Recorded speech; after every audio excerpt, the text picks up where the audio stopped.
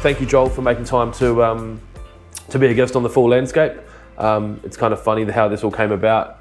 For those of you listening, Joel reached out to me last week, I think it was, about being a guest on the Landscaping podcast.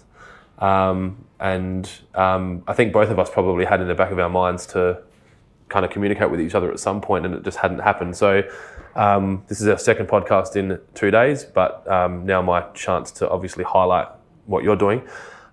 So just to kick us off, can you give us an introduction around you and your business, and maybe a brief history on the process that you've gone through to get to the stages that you're at now running InStyle Gardens? So I'm a landscape designer and builder in Geelong in Victoria, and I've got 3 staff at the moment, so 2 qualified and a third-year apprentice. So I started landscaping in 2004, so I've been doing it nearly 18 years. I started an apprenticeship with one fella. He couldn't handle the stresses of running a business and having a family, so after a year and 3 months he shut the business down, and then I started working for InStyle Gardens with my apprenticeship, finished the apprenticeship there, stayed on for another year or so, and then decided I was going to go out on my own, and then my boss offered me to buy the business off him, so then I took it over and have run it since. So he had it for 6 years, and then I have had it for the last 12. Wow, okay. What size was the business when you bought it? Was it just... So we had built up. So he liked holidaying in Queensland every year in winter. So he tried to have InStyle Gardens in Queensland and one in Geelong. So he was flying up there doing quotes and then flying back down. So that was when I decided to leave, that was his opportunity to move up there full time. The business didn't work out for him up there because the workforce is a lot different in Queensland compared to Geelong. They're a lot more laid back up there, whereas we work like maniacs down here. So people don't go to Brisbane to work. Or the Gold Coast, So, and so you've kept the size quite small. Like obviously 2+1. Are you actively working on site with your team? Yeah. So when I took over it was just an apprentice, I think, and me. So I took him on, but then got rid of him initially because I didn't hire him, and it was a different cat to me. So and I've fluctuated up to. So then I started by myself, and then I had apprentices on and got a guy qualified, and then went back down and realising no one could do it as good as me, so I'll do it for myself, and then I'll do it by myself. And then I had a couple of years where I was just doing landscaping part time, so I went and worked at a bank as well, and then got back into landscaping again with a different mindset. So I had 5 employees probably last year, I think, but now we're down to 3, and that's the ideal size for me, I think. So when you say you had a different mindset after working at the bank, was that because of your experiences at the bank? Like, had you learned more about finance, or it helped you realise something about how you wanted to run your business? No, there was, because I worked my way up into business banking, so I was seeing people coming in there having no idea what they were doing and still making decent money. So I thought, surely I could do it properly again, because I'm good with numbers and I was a good landscaper, so it should be a good combination. But when I was at the initial stage of the business, I was just taking on any job that came along, saying yes to everyone. It never said no to any job that came along, and didn't have any goals. I was just landscaping and working for myself. So then after the bank, I decided I want to work on high-end projects. So set about a plan on how to do that, and then achieved it. And then that's what we're doing now. So that's pretty cool when I realised that it's actually happened what I wanted to do. How long did that take? Like, was that a hard transition to go, I'm going to work on high-end projects, and all of a sudden you just start working on high-end projects? Or no, it probably took 2 to 3 years. So after a couple of years, you get the occasional one, because I knew. So what I wanted to do was just, when we get those jobs, you've got to nail them and do them awesome, so that then you can repeat doing them. So people want you to do one, and then you do a good job, so they'll want you to do another one, and then it just snowballs from there. So it was after 2 or 3 years, it was sporadic, but now it's constant, those jobs. And also because they're big jobs, so you don't need a lot of them to fill up a lot of time, especially for a small company like us. So do you tend to stay near Geelong now? Like, is that you don't go into Melbourne and the other areas? Yeah, I hate the traffic in Melbourne. It's Yep. just not worth it because there's so much work down here. Like we're booked out for 12 months, just all Yep. Geelong work. So there's no reason to go to Melbourne. And it's not like they're nicer jobs to work on either. Yep. And like even today, I went to Hoppers Crossing, which is 45 minutes away, and that's sort of just on the outskirts of Melbourne. And Yep. as I got there, the traffic had started to build up, and it would have taken me another hour and 15 minutes to get to one of the Yeah. jobs we're working in Melbourne, and I would have been driving 45 minutes. So because there was a traffic accident today, so it just ruined your day. So that was a nice reminder about staying in Geelong. Because you'd work a 10-hour day, but you spend 4 hours traveling. So it's just like you can quote for it, but it's just a horrible thing to do. Well, I think it's important for you to work out what matters. It sounds like you clearly articulated what mattered to you and then work towards it. I don't think enough people are doing that, and it's interesting that you had to take that break and go to the bank to get a different perspective. I think sometimes you can get caught up in that Groundhog Day of just going and doing the same thing, and all of a sudden looking back and going, "Oh, yeah, that was a shit 10 years." Or not in line with what you wanted. So working on site and having a small team, I would or appreciate that puts a lot of demand on you after hours. What does a day, or I guess a normal day in the life, look like for you? Unfortunately, there aren't any normal days. It's all just completely random because I'm horrible at organising things.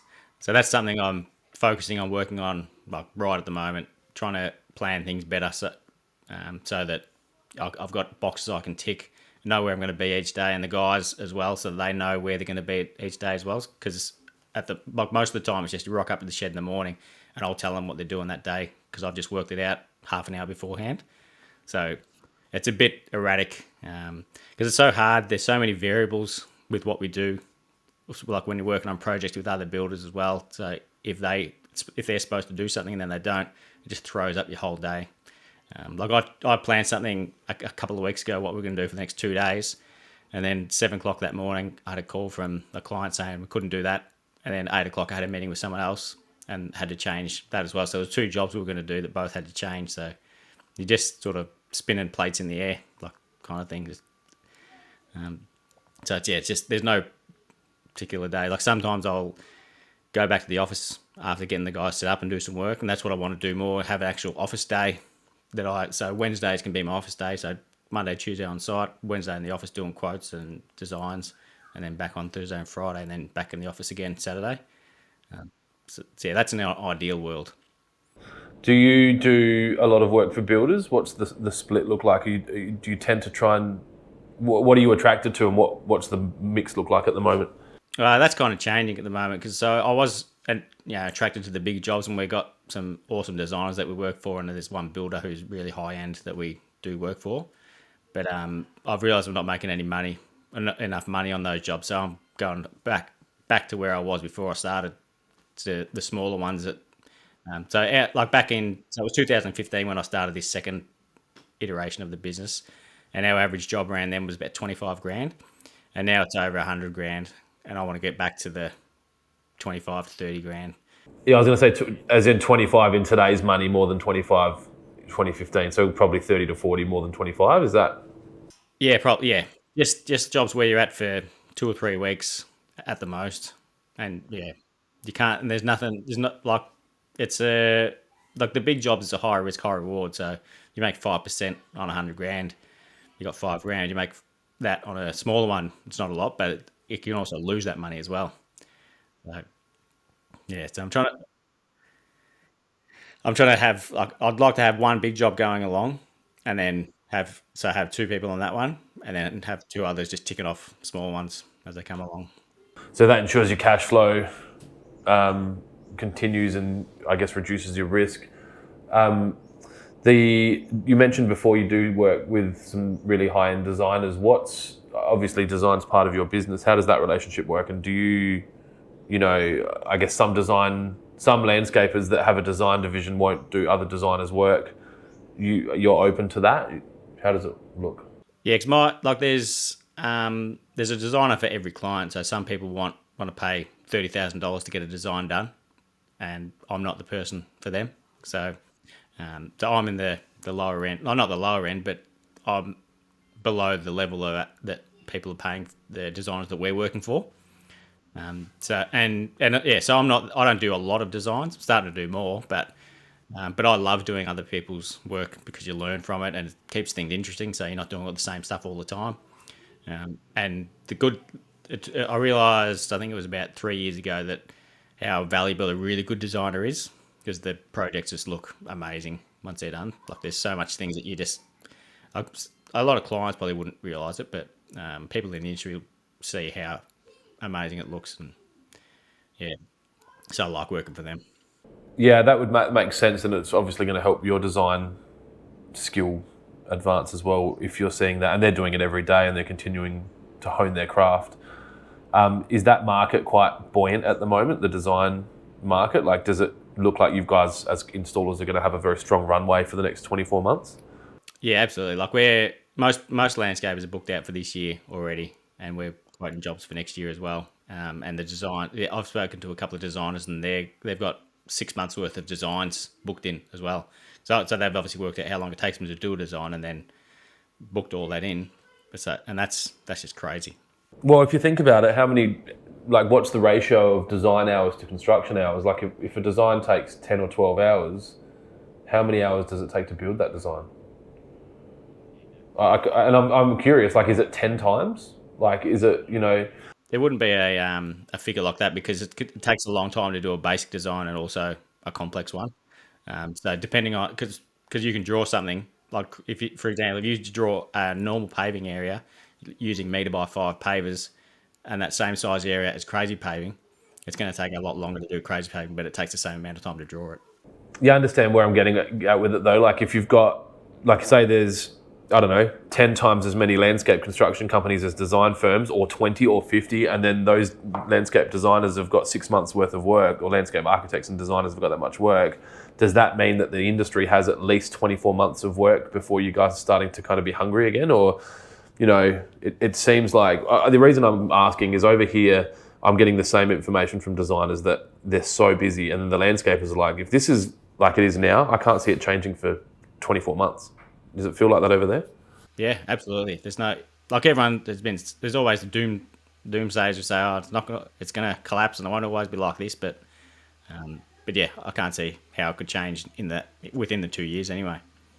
So you talk to a lot of landscapers. Obviously, with your podcast, you talk to more landscapers than most people. You probably kind of talk to as many landscapers as I do. In the time that you've spent doing the podcast, have you kind of found a sweet spot for a size of a landscape company from a profit standpoint, or a model that you think works best for you, or that might work best for anyone that's starting out? So, director +3, director +5, director plus admin plus designer +7. Like, does anything stand out as consistently good? Staying small is less. If you have more than 5, that's when you're getting into the troubling areas. So because you need to have a good project manager running the jobs as well when you get more than that. So you need to be able to pay that person, but you're not generating enough work to be able to pay that person. So there's a bit of a no man's land between, say, 6 to 20. So you need to, if you're going to have that good project manager running things as well as yourself, then you've got to have 20 staff making enough money for all your non-site workers. So that makes sense. That's consistent with what I'm seeing. It's 2 to 6, and then 20 to 40. Or 20 to 30 or whatever, yeah. Like, I'm only speaking from what I've heard from people, because I've never had more than 5, but I've seen what it's like to struggle with too many. Yeah, it's not an uncommon story that I get when I'm talking to people, and they reflect back on the years when they had 4 or 6, and then they talk about the years when they've had 12 and they've made no more money, they've just had more headaches, they've got less touch on their jobs, their creativity has to drop because they're stressed out, or I don't know what you're like with do you need to be in a specific headspace to be doing designs, or can you just sit down and draw? And early in the morning is best for me. It's insane how much, like, I could do something, if I could get up at 5 o'clock and do something on the computer, it would take me an hour, and that same thing could take me literally 3 hours if I do it at night. Yeah, that makes sense to me. I'm a important work in the morning kind of guy. I know plenty of people that have that ability to sit down at night and go, work till 1 or 2 in the morning, but it's just not my style. I just kind of, can't concentrate, or I don't even know what it is. I think it's just the best energy. Yeah, sometimes I can get in the zone and I'll do a lot of stuff, and all of a sudden it's like 1:30. But that'd be only once a month. I go nuts like that. If that happens, do you wake up later, or you'll just get up and at your normal time and you'll just be tired for the day? No, I'm pretty lucky. Like I sleep like a log, so I could go to sleep at 1:30. I'll still wake up at 6 at the latest. So yeah, I don't need a lot of sleep. And if you do that for a couple of days, it's not a problem? Nah, it's fine.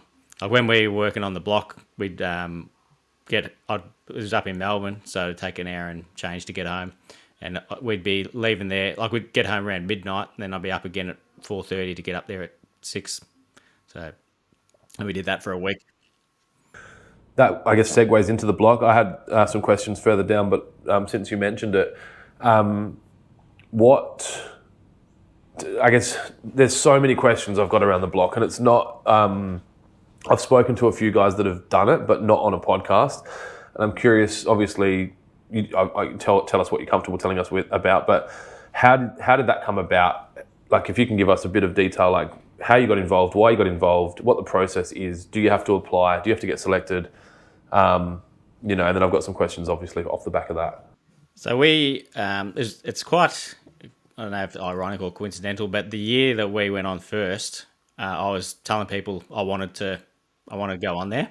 So, as in, you were putting it out into the universe? Yeah, because I was a fan of watching the show, and it'd be fascinated to see what it was like on the inside. So I was telling people I wanted to get on there, and then I can't remember the timing of it, but we got a message from a pool builder. Actually, it was Joel Keane, who I had on a week or two ago on our podcast, coincidentally. But he said that there was a designer looking for a landscaper, and it might have been the Wednesday, and we had to start on the Monday, and that was like Anzac Day, public holiday on that Monday, and then it was Easter that week as well. So there was, it might have been the opposite way, but there was basically public holidays all over the place. And the reason, because they don't tell you when it's going to be landscaping week. So they did have a landscaper lined up, but he was going on holidays for the public holidays with his family. So he said he couldn't do it. So then they needed someone all of a sudden. And then, just because I'd been telling people I wanted to go on, they said, we'll give InStyle a call. And I said, yeah, I'll do it. And so that's how we got on the first year. And then you start making contacts with people. So then that's how we got on the second year. Yeah. Firstly, I'm a massive believer and fan of talking to people about your goals and wants and desires. It's amazing how the universe will kind of conspire to make it happen, and that, if people know, like, there's plenty of people out there that want to see other people do well, and they've gone, well, this is the guy, let's have a crack. And I'm also a big believer that if you get asked, you just have to say yes to these things, and work it out. I imagine it puts a lot of pressure on your family life and your business life. Is there financial compensation for the time that you spend, or it's really like if you're involved, you're going to get marketing benefits, so you just have to take it in the hip pocket? So it's up to you, between you and the contestant, what your deal is. They say there's a minimum amount you have to pay everyone, but it's basically you send them an invoice at the end of the week of whatever you want the invoice to be. So I treated it like advertising, and I'm very competitive, so I wanted to win. So I knew, like, I could charge them normal rate and all my guys charge normal rate, and then they would have no money to do anything good. So that'd just be selfish. So, and if I want to get paid the normal rate, I'll stay in Geelong. So I wanted to win, so I knew the less I charged, the more chance we've got of doing that. But I also knew that it's my sort of, not dream, but I wanted to go on there, and I get all the benefits out of being on there. So I paid my guys double time after 10 hours. So I was paying them. Yeah, so I was paying them properly. So I can't remember how much the first year cost, but the second year there was 2 weeks of it, and it cost $20,000 that I paid. That's not too bad. I mean, it's some people will hear me say that and be like, that's a stupid thing to say, $20,000, but you do a radio campaign or a TV advertising campaign or Facebook ads, like $20,000, it disappears pretty quickly. Like, you can go on the block shop to get an ad on their page or something to do with them anyway, it's like 80 grand if you got to pay. Yep. So have you done it? You've done it twice. Yep. Yep, and that's it. You're done now, or like if it came up again? Well, we got asked to do it last year, and I was considering saying yes, even though I'd been saying I wouldn't do it again. But then I spoke to one of my employees, and he goes, "No, we shouldn't do it." And that was just the best decision ever because we were struggling anyway with the amount of work we had on. So it would have been. So it wasn't about money. It wasn't about that you'd not be able to afford it or whatever. It was just partly that, but also it fatigues it. Yeah. Yeah, we just had too much work booked in that we were running behind on, and and then it turns out the contestants we worked for were the villains of the whole year. So that would have that you would have worked for. Yeah, because I wanted to push my designs more, so I thought there'd be a good opportunity to do that. Because the previous years we worked for other designers, whereas this year I would have done it as the designer and builder. But then I realised I can't do good designs when there's no budget, and they've got no budget, so it would have been a double whammy nightmare because I would have done a rubbish design and we would have lost money. So and then that would have been your, that's what you'd have been remembered for, the design that you didn't really want to do. Yeah. So after those first 2 years, did it bring you work? Like, does it put you in the spotlight? Are people contacting you? That's my first question. And then the second half of that is, does it attract shitty leads because everyone calls you? Well, after the first year, I had 3 calls to build a barbecue that we did on there. They were all in Melbourne. I said I'm going to charge $220 to come up and do a quote, and they said, "Oh no, that's all right." So that would have been a waste of time anyway. And then no one else has really mentioned it. So no, you don't get any work from it, but you don't know what you get indirectly. Well, that's what I was thinking, because you look at I guess I only know who Dave Franklin is because of the blog. And I imagine he would, I've spoken to him about it, but I imagine that he would attribute some of his leads to the blog. Absolutely, yep. Yeah, that was part of the plan of building the profile as well. So it's not just with customers that you want to build your profile with, but it's also designers, because we want to be working with designers. So if they see us on there, then they know you exist. So do you think the blog's more suited to the people that have 20 plus staff than 1 to 6? No, I don't think so, because it's not wise going on there if you want to get work from it in the short term. No, it's a long term thing. But yeah, it'll be a lot easier for the bigger crews, but they also are less likely to do things cheaper because they're all about business, because they have to be. Yeah, that makes sense. So the next kind of thing that kind of transitions off the block for me was the Melbourne International Flower and Garden Show. Talk to me about your relationship with show gardens and what that means to you, and what those weeks leading up to that are like, because you've obviously won medals and you've done it a fair bit. Talk me through that. So that's another link to the garden show, because I was going to say it without leading you down that path, but that's also about, you think you go there to get work directly from clients, but it's actually getting your name known within the industry.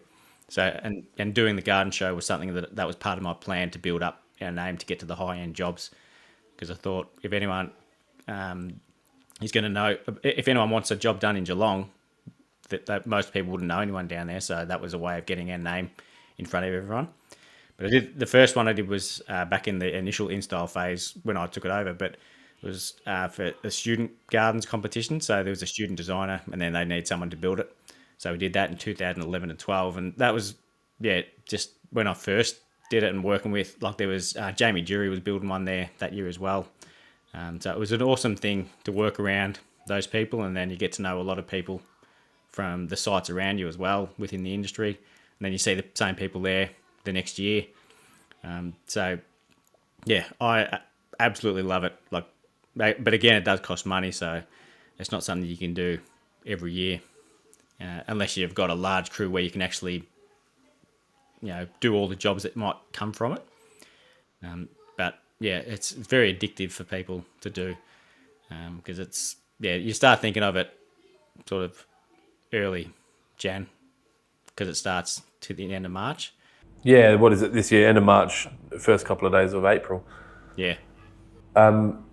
You're obviously not in it this year We were going to be, so we was going to be building because it was going to be the 25th anniversary before COVID. in 2020. Yeah, so we were going to be building one of the boutique gardens again for the guy who we built, Jared from Octopus Design. So when we built his I don't know what year it was, but it won the category, so he was going to get us to build it again. The same garden. No, no. They were getting like 5 winners from previous years. So everyone who was going back there that year was someone who'd won Best in Show or won the boutique garden. So it was like a best of the best. So we were going to be building that. Like I was going to be tiling the water feature at my shed on the Saturday before we were starting on the Monday. But then that's as late as they cancelled it. So I've still got the water feature sitting in my shed, taking up room. We were coming over. We had 27 people coming on a trip to that year to come over and do the Thursday night with Landscape Victoria, and then Garden Friday, group dinner Friday night. It's a trip that I like to do. So we've still got those flights sitting there, and we played with the idea of coming this year, but it's just too complex, and to try and get 27 people at short notice. So that group trip will probably go ahead in 2023, and we'll be all over there again. I am there this year for a couple of days, so I'm not sure if I'll get into the gardens or not, but depends on the policies. Yep. But the boutique gardens is a great entry for it because that's smaller than the big show gardens. Doing that was good fun. And Jared, so after they got cancelled the first year, then we were just about going to do it again the next year, but then it got cancelled again before it even started. So the designer, Jared, decided not to do it this year. So I'll be there, but not building. So the 25th anniversary thing, that's this year? Yeah, but they're not really. It just kind of got glossed over, and it kind this of. Year, it'll be interesting to see this year what it's like. It certainly will be better next year, I'd reckon. Yeah, that was my belief, and that was probably part of the reason. And I hate saying it because it's to publicly say it's kind of, not nice. But I think the reality is there's still a lot of uncertainty, and then obviously a lot of people that are really busy like you. And then are people comfortable traveling? Victoria's obviously had a pretty explosive period of contraction, and the states, WA definitely isn't coming, but South Australia and say Queensland, the people might be less inclined to go to Melbourne at the moment, whereas in 12 months I think they might be more inclined to go, and there'll be a lot more normality maybe. Same with businesses spending money as well. They're less likely to want to do it now than next year. Yeah, well, the money's not there for everyone. I think that there's this. I was talking about it. I had a meeting with my accountant this morning, and I said I expect a couple of our customers to go bankrupt this year, and they don't even know who they are yet. But I just feel like there's this, and I don't know who they are either. But it's just the way the world is.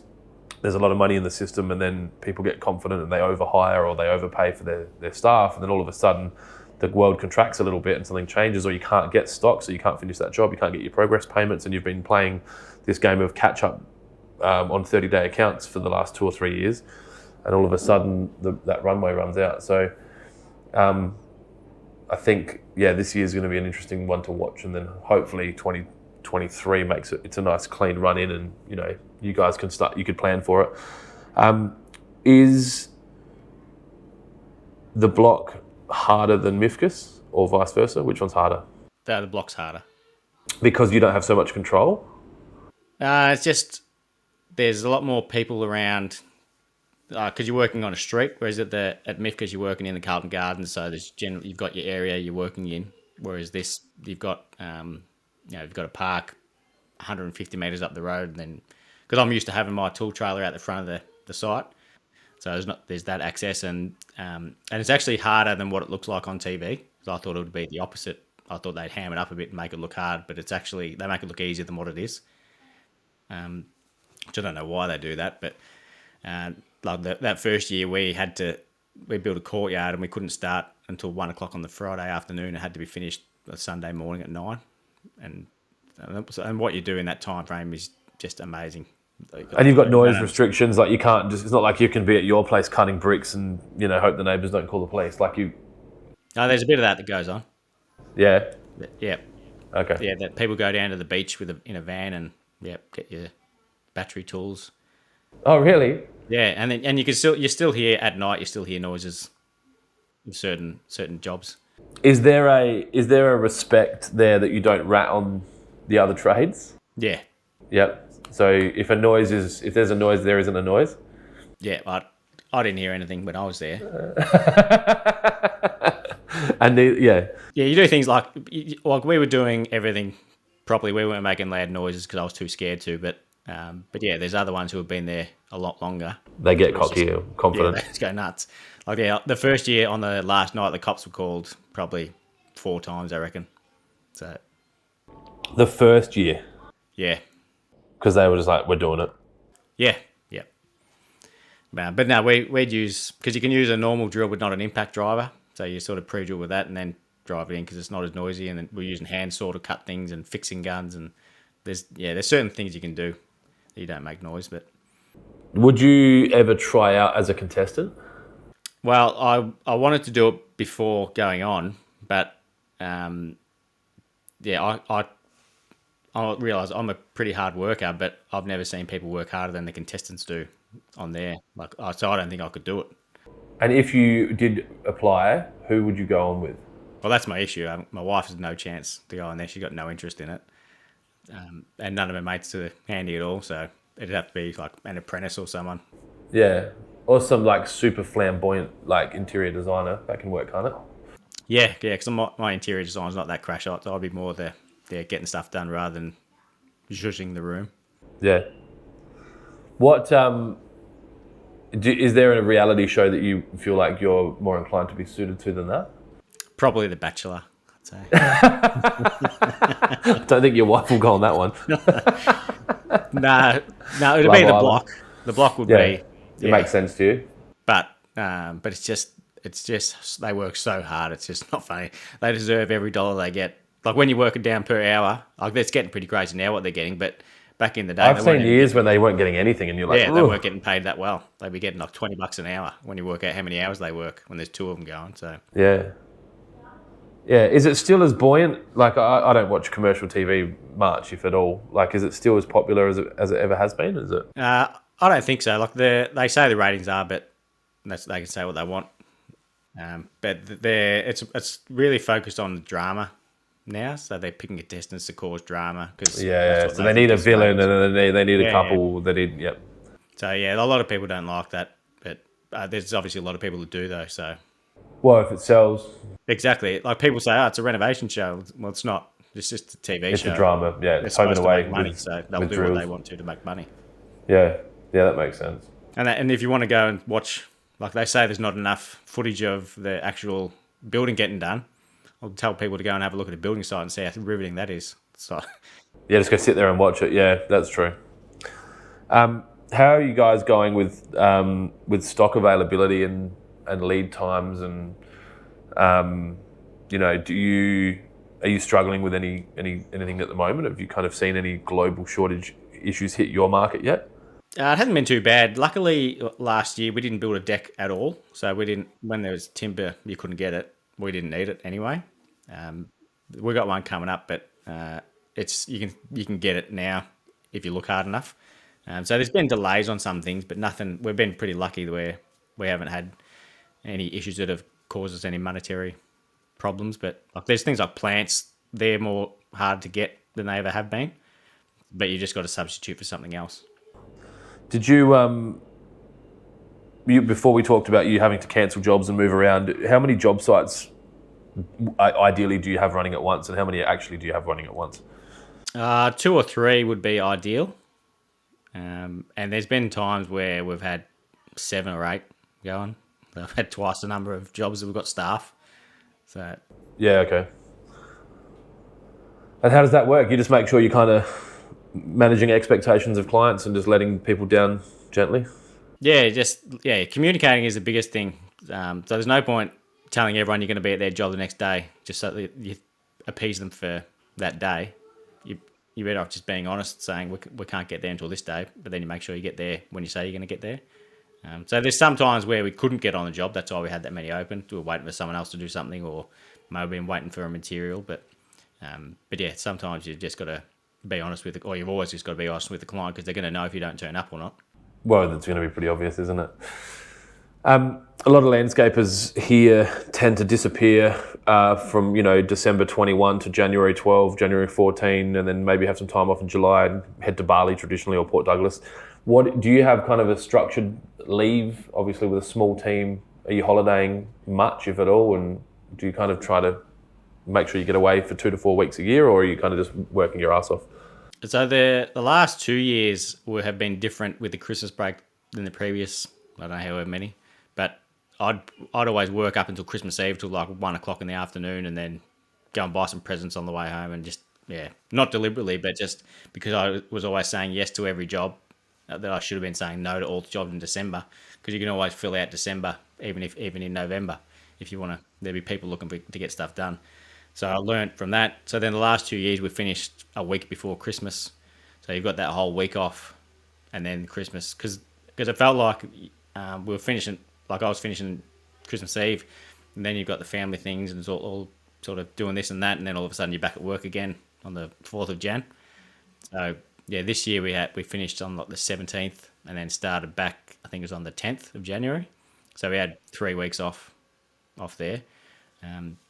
But throughout the year, I let the guys go whenever they want. Like my third year apprentice, she had time off in January, I think it was, or February. She only just got back a week or two ago, but she had 3 weeks off then. So, they can go whenever they want because I think their life is more important than work. So I don't want to dictate when they have their holidays. Other than those, and they were actually going to be working through Christmas. Like she was going to work through the Christmas break, but the stone that we were going to be laying wasn't available. So she had to have time off. But there was stuff like she was going to work then so she could use the holidays when she's actually wanted to go on holidays. Yeah. Was there COVID fatigue for your team? I noticed a lot of the guys here the 2021 calendar year, because of the amount of money in the system from the government support, as well as people not travelling, the industry was buoyant and everyone is understaffed and overworked. Was it the same for you? Did you feel tired at the end of last year, or was it a normal year? Or that wasn't a normal year. Just normal amount of fatigue, which is quite high at the end of the year. But when I'm usually around December, the start of December, I'm starting to realise that I need time off because I don't have much during the year. Like we certainly didn't. Like we had a holiday booked for middle of 2020, so we didn't end up going on that. So that's going to be the middle of this year, going to Noosa. So, but we haven't. Yeah, I haven't spoken to the guys directly about it, but they haven't mentioned anything about being exhausted or anything more than normal. More than normal. What was? I guess I haven't had a lot of chance to talk to Victorians about the impact of 2 years of heavy lockdowns. I mean, you guys had in the hundreds of days of lockdowns. Was you being in Geelong different, or you were just as impacted, or were you able to work differently to the, I guess, greater Melbourne or the city of Melbourne? Well, landscaping was different to the majority. So the majority of the lockdowns were for like hospitality and retail. They would hospitality's probably had every one of those 270 days or whatever they were, but then regional Victoria is different to Melbourne. So there's been, I think it's either 5 or 8 days throughout the whole pandemic that we couldn't work, and the rest we were able to work. So the first lockdown we were lucky because we were working on a job where the client wasn't living there. So because there's been times where you can only work on unoccupied sites. We've been extremely lucky the whole way through. Yep. Yeah, that makes sense. And what, Geelong is considered regional Victoria? Yep. So we're an hour from Melbourne. It doesn't look like regional Victoria, but it is a region. It is pretty country. Yeah. Okay. Yeah. Well, I plan to come past there in 2 or 3 weeks, so that I'll obviously be able to see for myself. Is there a product or an up and coming product or a technique that you're kind of obsessed with at the moment? The industry doesn't move too much, and especially, I mean, I've got more a view on the irrigation industry than the landscape industry. But what kind of excites you about products or techniques at the moment that might be coming up? We've started doing the architectural concrete ourselves. So we'd previously get other people coming to do that. But then, yeah, the Hungry Wolf did a course, and I did that course, and it gave me enough confidence to have a crack at it myself. And then, yeah, I've had a couple of tries at it and got better each time. So now I'm at the point where I know what I was doing wrong with the mistakes, and I'd be happy to do one for a client. So, yeah, that's been like a trend for quite a while, that kind of concrete. So there's a lot more people doing it now than were initially, and I just added us to that list as well. And you rate that course? Yeah, yeah. It depends who you are. Like, if you're a good concreter, there's probably no point doing it because you might not learn anything. But yeah, if you're a landscaper and you can do a little bit of concreting, then that'd sort of take you there. You'd have enough skills to be able to do it after doing it. Yeah, I started messaging Ollie in August about doing a podcast, and I've just been really bad at communicating with him about it. So I'm grateful that he's still talking to me about it. But we'll hook it up soon. I've got this question that I ask a lot of people, that if you were able to go do any other job in the world and you could just go do it, you'd have the skills to do it, you'd go to the country to do it. Is there something that stands out to you that you'd like to go do instead of what you're doing? And if so, what is it and what country would it be? My dreams always to be a professional sportsman when I was growing up. So cricket or football, that's all I cared about doing. Like whenever teachers asked me what I want to do, that was it. And when they told me that's not a realistic realistic decision, so I told them, "You watch me." So it turns out they were right, but there's other people who do want to do that and they do it. So that's what it would be. So what, play cricket for Australia? Yep, or football for St Kilda, so in the AFL. And yeah, I was pretty decent. Obviously, you don't start thinking that if you're useless at sports, I'd imagine. But so I did a lot of representative sides. But I think if I had a wiser brain, I would have had more chance of doing it. If I, you didn't take it too seriously. Yeah. Yeah. Yeah, drank too much when I was younger, so killed all my brain cells and yeah, lost my ability. So yeah, I resonate with that. Yeah, so there's nothing else that I would want to do other than that. It's hard to think of any other real career, in air quotes, but I did try to get into uni to be a tourism operator after school because I went on a Kentucky tour to New Zealand. I thought this would be pretty cool. This guy just travels around with all these hot babes on the bus. So I could do that for work. But didn't get into uni, so landscaping it is. You could be a bus driver and do Yeah, Kentucky tours. So that guy's from Australia as well, so that would have helped, but didn't get in there. I do have my heavy vehicle license now, though, so... There you go. There's a retirement plan. You go drive Kentucky buses in Europe. I'm sure your wife would be really supportive of that. Obviously, we can't do a podcast without talking about your podcast.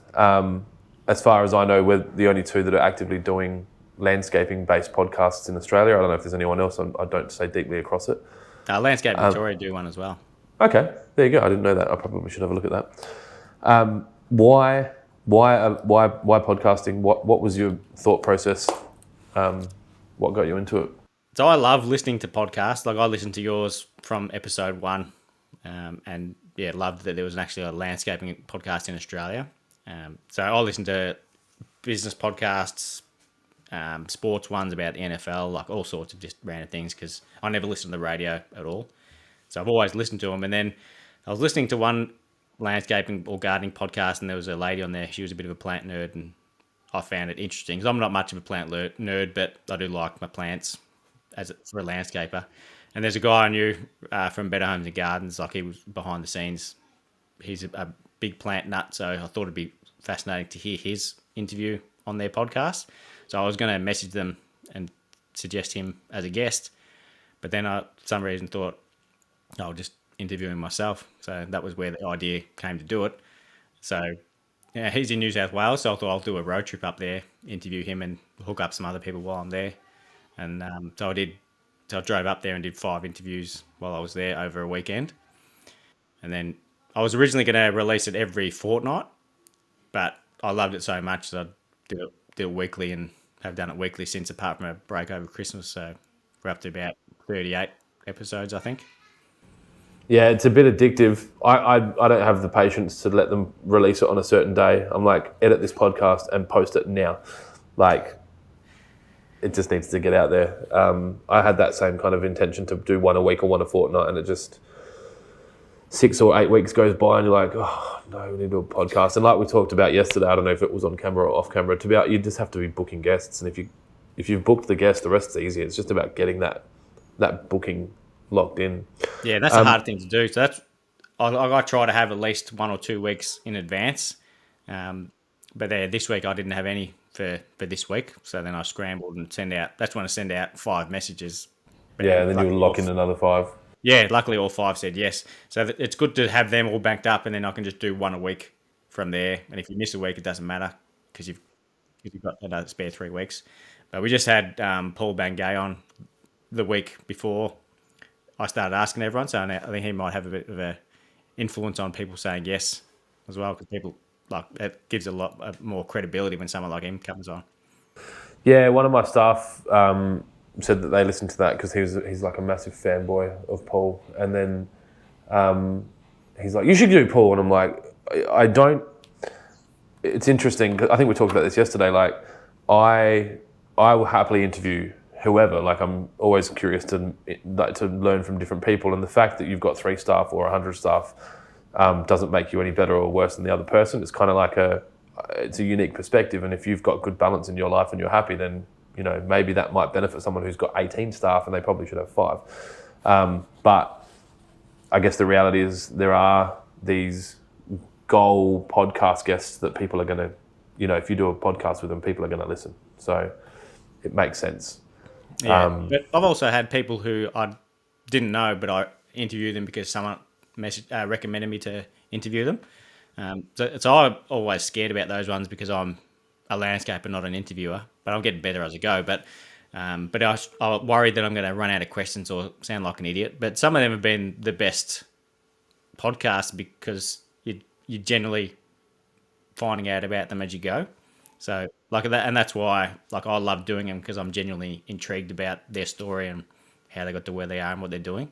Well, everyone's got their own unique perspective about the world, and it's cool. Like, and I mean, it gives you a great opportunity to meet different people. Obviously, I asked you before about the perfect size of businesses and kind of what you've learned from it. What else has surprised you about the podcast? Like, what surprised you, or maybe what else have you learned by doing it?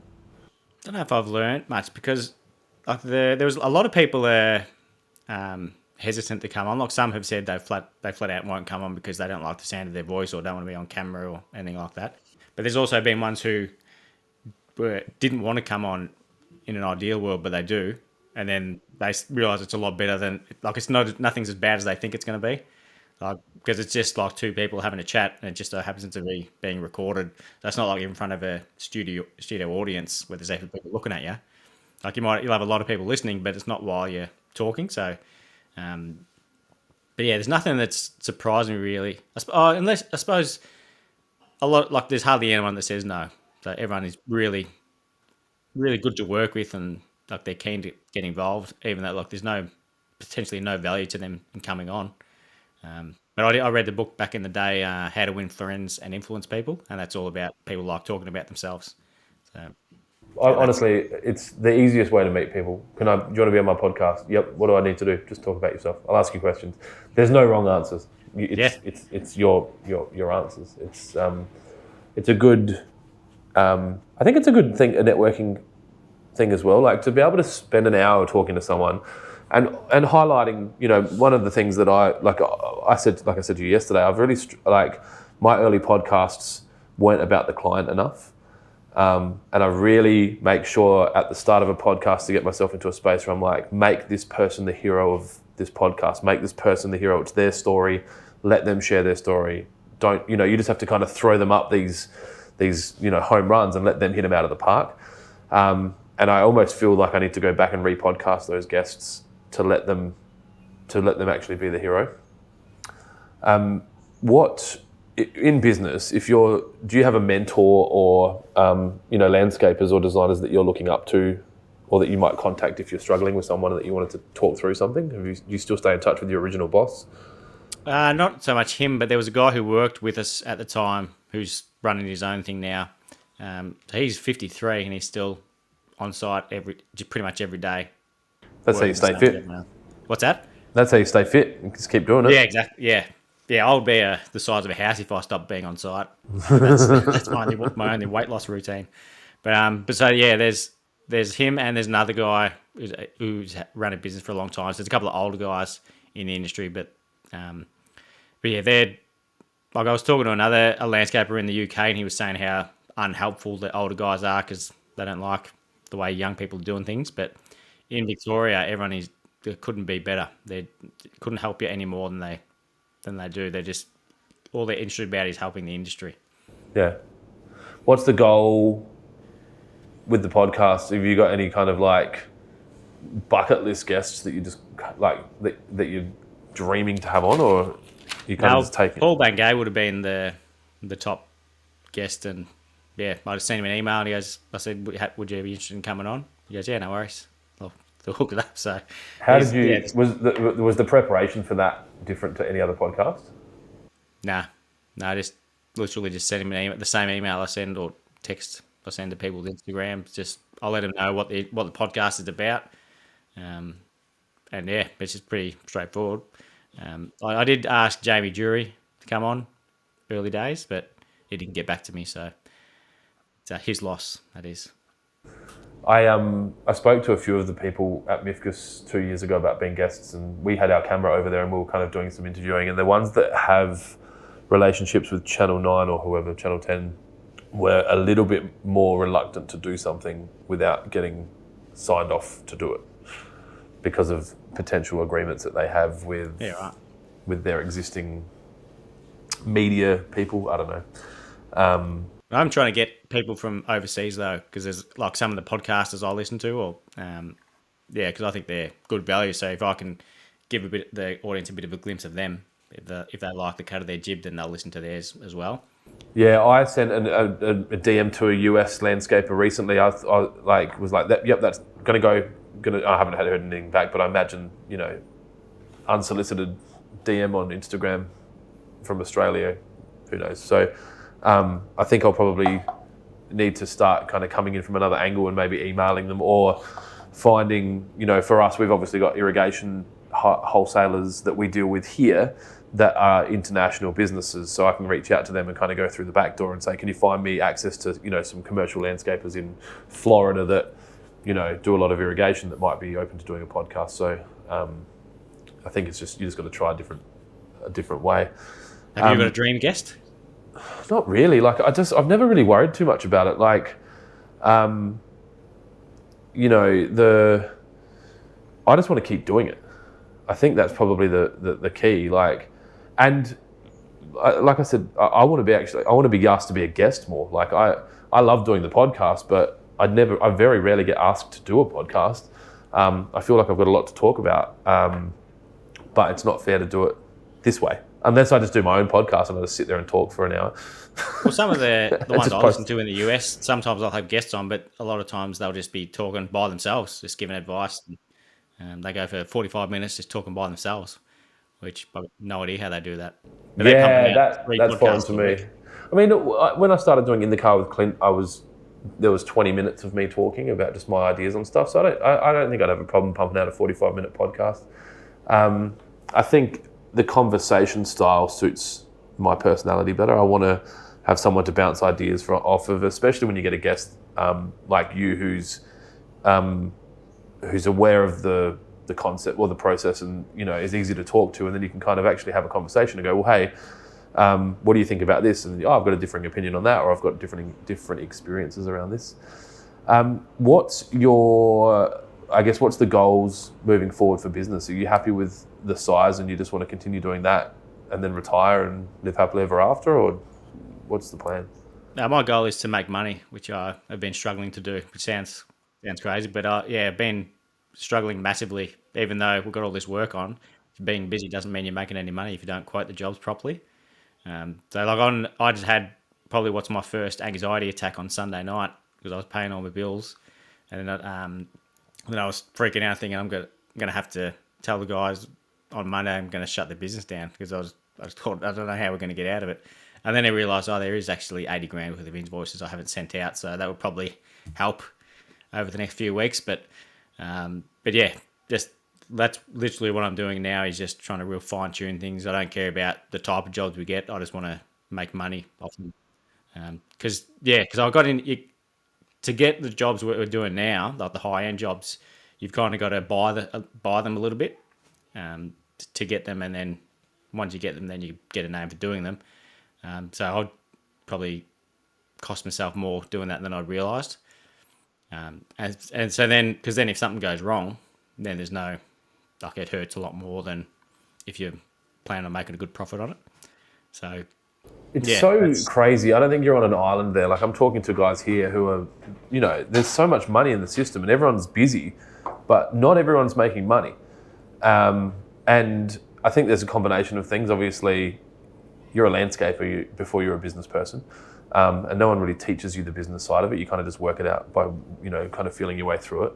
But then we've been impacted by price rises on a lot of products. People are quoting, like you're saying you're busy for the rest of this year.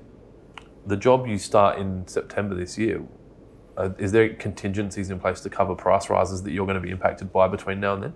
No, so I've lost money like on steel pergolas. Before you even start? Yeah. What are you doing? Like, is there anything you're going to do about that, or you're going to just go, well, that's...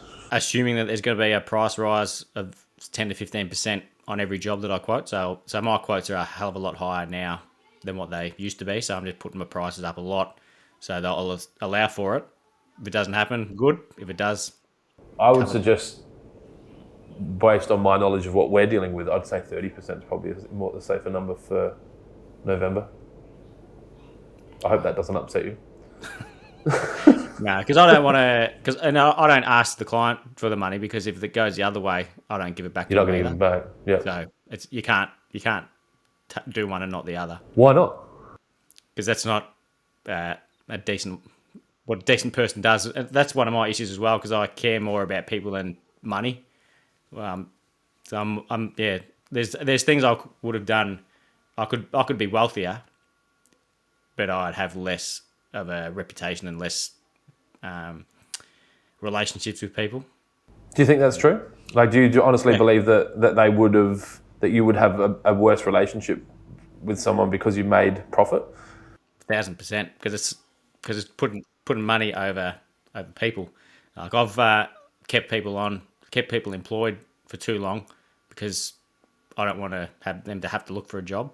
So I've stopped doing that now, and because I've got to start treating them more like a business, and because there's no point looking after one person because then you're not actually looking after 4 people. When you think you're looking after one, so you're not looking after them by keeping them on if they're no, you're looking after one and hurting 3 or 4. Well, you're still hurting that person anyway. Yeah. So, just delaying it. And look, you run your business how you see fit, but I think that you could put prices up when they go up and not give that back when they go down. I don't think that. Yeah, that's people would even know. Like if you buy better, we do it all the time. We win a job and then we go negotiate and we buy better and we make more profit. That's what I'm doing. I'm assuming that the prices are going up, so that I'll quote on that as though it is, and then if it does, then I've covered. If it doesn't, then if I was landscaping now, I'd be writing it into my contract that. But you can't. What, legally you can't? Yeah. What, that if you are impacted by price rises that you will pass that on? It's not as simple as that anyway, because you've got to use a contract that's that's been written up by a lawyer basically, so, and it's got to meet all the different regulations of the Building Contracts Act, and it's not a simple thing. We're just adding a clause in there. I would find a way around it. Just re-quote the job a week before you do it. But I get it. Like everyone does their own thing. With regards to you improving the way the business runs and the profitability, are you working with anyone on that, or are you just kind of like just listening to books and podcasts and just testing things and trying to work it out yourself? No, doing it myself, working out, listening to guests I have on. So I've heard everything that I need to do. I just need to implement it. Yeah. So One of the things I'm doing is being more organised and making a plan of everything I'm doing each day, because I get too overwhelmed with the amount of things I've got to do. I could sit at home for a week and still not run out of the paperwork I've got to get done. But I've also got to do stuff on site to bring the money in. So I'm starting to work out a plan. I'll write down in my diary, these are the calls I've got to make at 10 o'clock in the morning or whatever. And these are the things I've got to do when I get home. And then keep transferring that list across if I don't do it. So then I can write it down and cross it off when it gets done, so I can see that I'm achieving something and not just thinking of it in my head. Are you things as well. Are you using any software to manage that kind of thing, or it's just pen and paper? No, we use Trello for our jobs. So we'll have the plans on there and the client's details, and we'll put checklists on there that we can check off. But yeah, nothing. I don't use anything else. I use QuickBooks for my accounting, but nothing. I don't use it for quotes or invoices or anything like that. Trello, you mean, or QuickBooks? QuickBooks for the accounting, but yeah, all my quotes and invoices are just a piece of paper. I don't use any software for it. Yeah. Okay, that's interesting. The Trello you could probably use for your managing your mind. Yeah. But it's very hard for someone like I'm 40 in October, and my generation, or I bridge this gap of comfortability with paper and comfortability with technology. And so I find it easier to have a list of written things down. But then I've also got this, we use Asana, which is similar to Trello from a tracking point of view. And I've got a lot of tasks in there, but then I just don't go look at it. So it just sits there in the background, but I make my team use it. So yeah, my notes app in my phone is full of stuff. But yeah, because I plan on writing it in there and then I'll delete it when it's done. But I scroll up the amount of things that are in there. Whereas if I write it down in my diary, then I can cross it out. Yeah, because I'm only 3 months younger than you. Oh yeah, there you go. So you're understanding where I'm at. I've built a planner. Where's that book? Can you chuck me my planner? I'm building one out. When it's ready, I'll send you one. I've been trying to work out a way to. No, that's not it. Where's my bag? I'll see if I can find it. But I've been working on this planner called the Hectagon 100, because obviously Hectagon's our company, like the $100 million goal. And so I've come up with this planner that I want to be able to use for my team to be able to kind of track what they're doing. Now I'm just causing trouble in a podcast, like getting Duffy to... Oh, it's just there on the table. So the idea being that if you can sit down at the start of your 100 days, this is just a shameless plug for my planner, sit down at the start of your... Actually, probably shouldn't show the world that. I'll show you that. Duffy won't show anyone that. So you go through and write down the 100 ideas that you want, and then that you want to do, or the 100 things that you want to achieve in the next 100 days, which is probably your notes app of all the things that you want to do. And then each day has a calendar and the top 3 absolute must-dos, and then 7 things that you should do, so that you kind of... And then there'll be a phone call section, and then there's a bit of stuff around KPIs, and there's a bit of stuff around values that you want to focus on. Like I think you probably touched on it a little bit, like with the before the bank and after the bank, you weren't working in line with any strategic plan or values. You were just taking jobs and doing them. And I think if you can get clear on your values and what you're willing to, the kind of people you're willing to work with, and the kind of things you're willing to do, and whether or not you're willing to extend credit to people, and whether or not you're willing to bend the rules or whatever, if you're clear on what your values are, and then you can write down what your goals are, it makes it a bit easier. But I feel like for me, it's going to be a pen and paper thing. Yeah. So that I've got this book that I can kind of carry around. So when it's finished, I'll send you one. We're still working on it, but it sounds similar to what I do in my diary though. Like there's things that I have to get done. Yep. And there's things I want to get done as well. But yeah.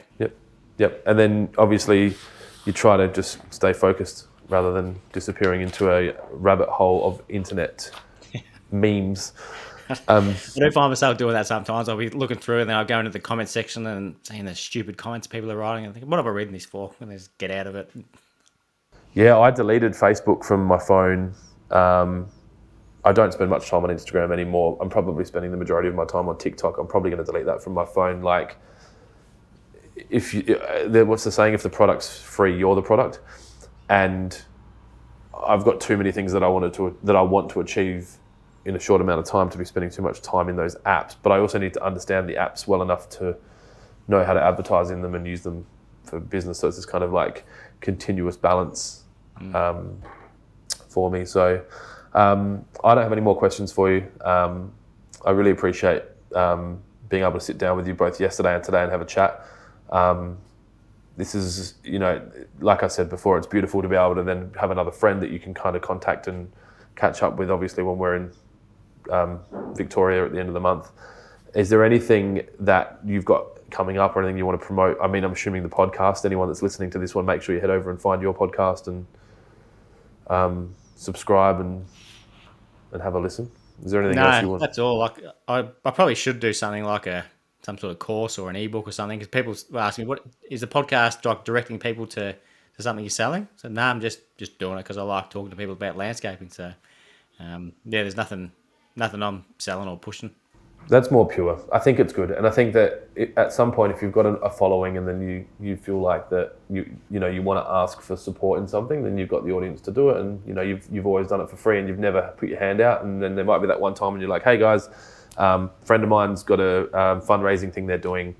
I've never asked for anything before. If you can get behind them and donate $10, it would mean the world to me. And I think that there'll be a period in time where you'll want something in return, and then you have this audience, even if it's only a small audience, which is, I feel like it's a very micro niche, the landscape business podcast, but they're the audiences that are going to listen to every podcast that you do. So. Yeah, and I initially did start it because I wanted to also, because I applied to be on Selling Houses when they were looking for a landscaper, and didn't get that, and then I thought I'd start doing this, and then I might build a profile, but then I soon realised that I don't have the right personality for TV, so just happy to keep doing it. Yeah. Who told you that? Me, because I can hear myself the way I talk and I mumble, so it's just not. I think you're being harsh on yourself. I think you just need, I don't know if you've got a six pack or not, but just get that shit sorted out and just walk around with your shirt off all the time, because you're very pretty. So... Can't see it through my hair. Yeah. Thanks again, man. I really appreciate it. Duffy will edit this in like 2 minutes and it will be up on the internet tomorrow, maybe. Who knows? Well, you'll be out before yours goes up. Definitely. We don't mess around, but we have a team. So, and he's got KPIs, and he's also trying to get citizenship. So if he messes around, I'll just ring the federal government. Thanks, man. All right. Thank you very much.